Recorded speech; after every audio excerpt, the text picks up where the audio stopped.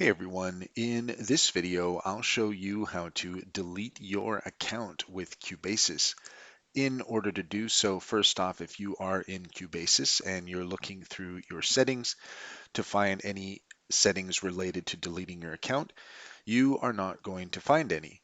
If you want to delete the app, then what you can do is you can go and you can just hold down on the button and you can remove the app entirely. However, because this is iOS, this is not going to delete the account entirely. What I would suggest that you do if you are looking for support related to deleting your account entirely for whatever reason, then I would say that you're going to want to contact Cubasis support. So that's going to take you to Steinberg support. And if you do a Google search on that, then you can look that up. We'll just see here it says contact support. And from here, you have a few options that you can pursue.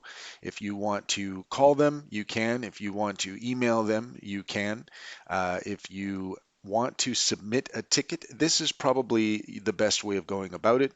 So you can go ahead and go to the submit a ticket option, and then you can go ahead and you're going to need to create an account if you haven't already done so, but you should have that related to your iOS device.